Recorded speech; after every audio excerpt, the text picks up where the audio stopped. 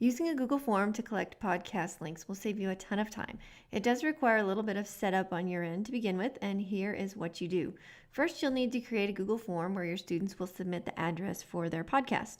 So I've created a simple form for last name, first name, title of podcast, and the address. When students fill out their information, it will dump into this spreadsheet here. So it has the timestamp and all of the relevant information, including clickable links to their podcast. So a student can go to Vocaroo, record their podcast, take the link at the bottom, copy it, and submit it right on this form.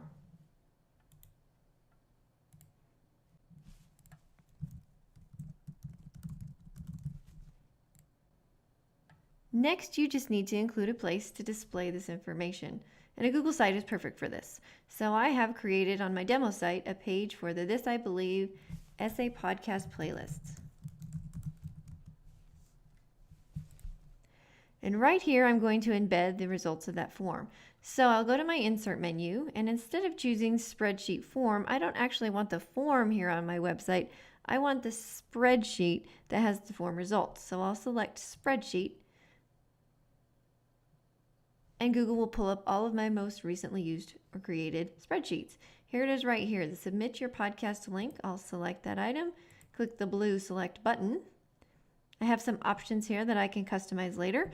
I'll stick with these for now and click the save button. Right now I can't see how wonderful my plan is working out until I get out of editing mode, so I'm going to click that blue save button. And now when parents or others come to my website, they will see basically a nice little playlist here of all of our podcasts, and all they will have to do is click the Vocaroo link to the right and it will launch the student's podcast. Now, one last thing I will probably do before I put it on the website just to clean it up is to check my permissions and to remove this timestamp here. So I'll go back to my Google spreadsheet and I will hide the timestamp column.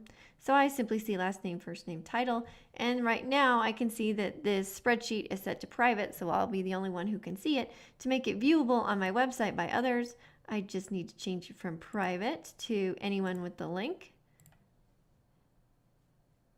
Click done.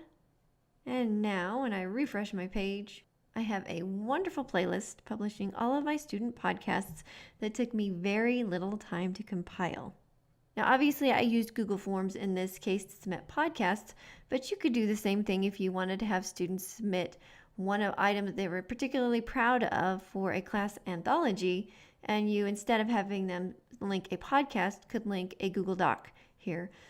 Again, you want to make sure that the Google Doc that they link has the permission set so that anyone who clicks on this link can view their work, not edit it, but view it. So using Google Forms is a really fast way to create those anthologies without spending hours being the one who pulls together all of the students' work.